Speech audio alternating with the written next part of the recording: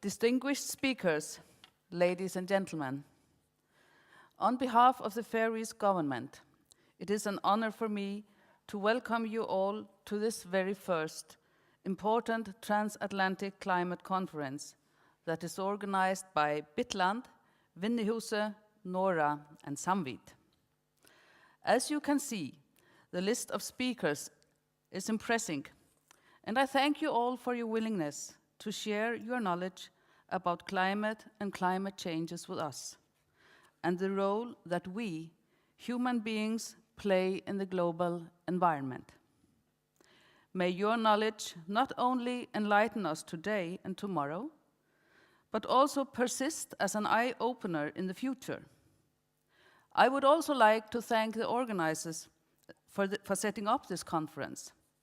I truly believe that this conference will serve as a wake-up call, and that it will be the first milestone in a long journey where industry, research, and politics go hand in hand in order to discover sustainable solutions for the future, even if it sometimes will be hard to overcome the challenges ahead of us. The conference focuses on the fact that ruthless exploitation has been the name of the game for decades. But time has gone, and now this game is over.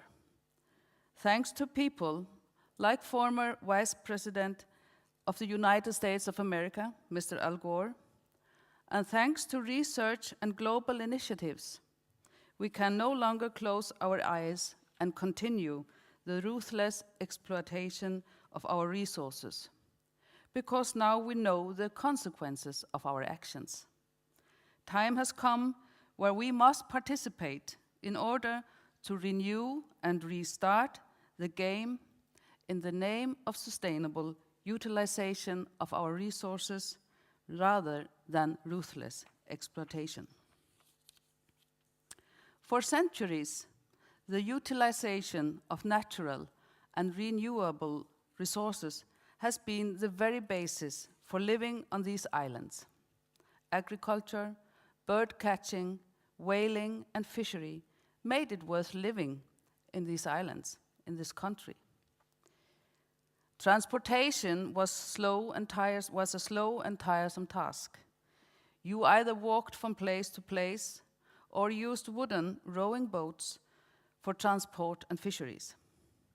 Local peat and coal were used to warm up the small houses, as no forests are on these islands. Money was scarce or non-existing. These were the conditions until the beginning of the 20th century. Environmental challenges were maybe unknown in the past due to the fact that our ancestors lived, worked, and died in harmony with the natural resources that surrounded them. But I'm sure that our ancestors were aware of the importance of a sustainable utilization of the resources. It is interesting that already in the year of 1298, the earliest written Faroese law, named Neystabø, the sheep letter, was passed. In this letter, there are regulations recommending the use of stocking rates. And there is an awareness of the importance of sustainability.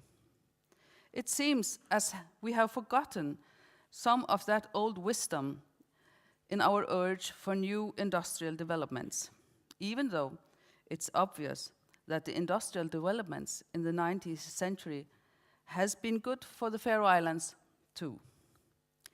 The utilization of natural, renewable resources continued, but in a much, much greater scale. Speedy transport by sea and air has paved the way for a massive export of fishery products, and of course a huge import of goods. The black gold has been the most important key factor in achieving these industrial developments in the past century. In fact, today, 93% of the Faroese energy consumption is based on oil. The wealth that we experience today does, however, not come without a catch. Like the rest of the world, we have turned into heavy consumers.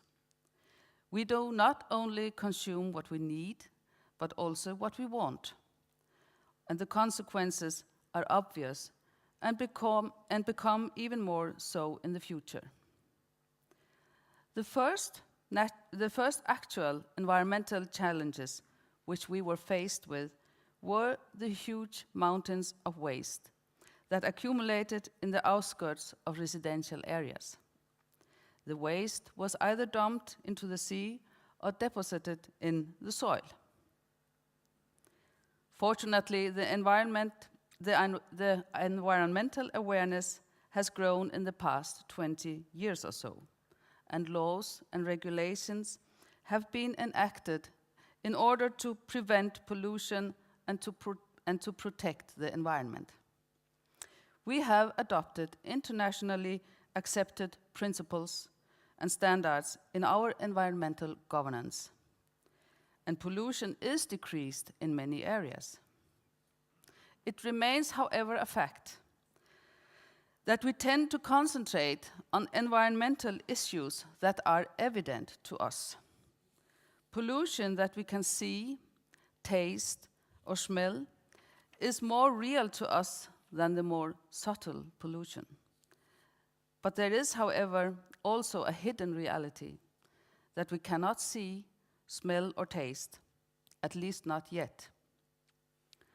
The long-term consequences of discharges and emissions on a global scale may not be obvious to the human eye, nose, or mouth here in the Faroe Islands. We truly believe that our environment is unspoiled, but environmental research has proven otherwise.